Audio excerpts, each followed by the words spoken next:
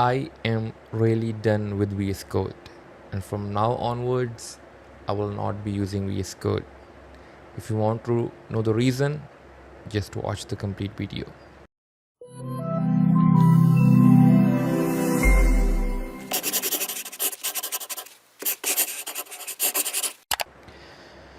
Okay, so welcome everyone to Nodes. I guess this might be a different video on my channel, I guess. So it is just VS Code compared to other IDs, I would say.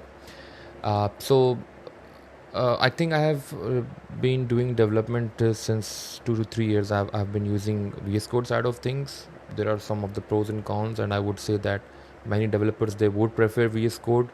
But yeah, I'm done with that, and the reason the reason is that because when it comes to open source products, or I would say the products which are free to use, there is a lot of customization over that. And yeah, some developers do like to customize things, and some developers are way different who just want to get a product which is completely fulfilled with all the features, and they can just dig right in and start coding, right? So let me just give you that what are the things I don't like about VS Code side of things, I would say. So the very first thing I would say is that, so yeah, I'm having a project right over here, you can see that. So one of the things I don't like about VS Code is the huge extension ecosystem, I guess. So you have ton of extensions for everything, right? So again, you can find plenty of content on that, what are the extensions, and each developer will be having its own favorite extensions, right? So you need to find a better flavor for you, I guess, in the marketplace when you start coding, right? So I would say that huge ecosystem of those extensions, right, it's pretty much confusing for anyone who can just jump in and start coding, right? So whenever I see coding tutorials on YouTube, so they do say that, yeah, use this extension or this for this language, or this extension for that language. So I would say that this is the point where things get a lot confusing, rather than learning the main fundamentals. We are normally puzzled in that what type of extensions to be used. So yeah, when it comes to open source, I guess the customizability is the point where things start confusing. Again, it depends from developer to developer, I guess, right? But I'm not a guy that is I would say much concerned about the customization side of things. I like a product full-fledged, which completely gives me all the built-in features within it, right? So when I was in my college time, I do remember that I was using some of the products from JetBrains, and I liked them a lot, right? So they were way better than VS Code side of things. And I was having a student license at that time. I think from on my channel I do have some of the videos on, I would say, on the WebStorm, which is one of their IDs, and that IDE is very powerful, I would say, and it's a complete package, right? So you don't have to think a lot for that side. So I think it's time to switch from VS Code to, again, JetBrains side of things. So the reason is obviously it's a complete package. So VS Code is just a code editor, right? And you can somehow convert a code editor into an IDE, but you have to use these types of extensions, right, to give you a better experience, or I would say to convert this VS Code editor into an IDE. But what I like about JetBrains is that their product are just full-fledged, and it's in complete IDE, which gives you a lot more features as compared to a VS Code side of things. So I'm just giving a little glimpse of what it looks like. So let me just open the WebStorm side of things. So this is their IDE WebStorm, which is specially built for JavaScript, or I would say web development. We're having JavaScript, TypeScript, and all these stuff, right? So if we just open any project, so you can see that, yeah, we are having some of the file explorer on the left, right? So it comes with pretty much, I would say, a good searching, so you can search anything. It's just like Control Shift P for VS Code, but yeah, this one is just more matured as compared to those, right?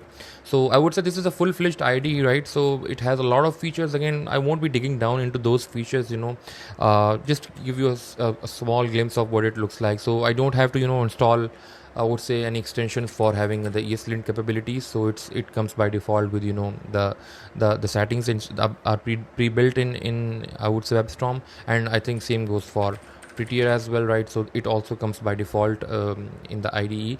So what I like about is that if you're having a team who really wants to just get started with with the coding side of things, rather building those configurations, use changing the settings and all those things.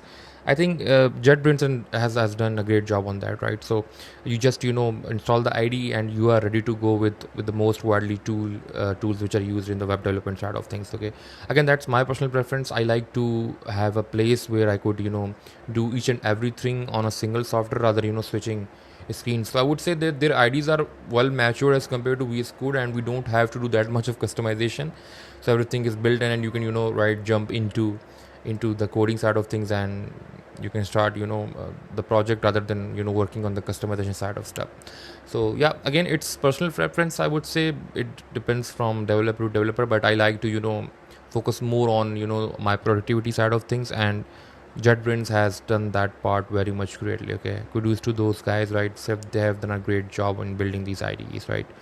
So yeah, I would say from now onwards on my channel, you guys normally ask me that what type of IDEs I do use in my coding tutorials. So I would say that from now onwards I will be using the JetBrains suite of products, and there are a lot of products from JetBrains for each and every programming language. So if you're having Python, you can go with PyCharm and all that.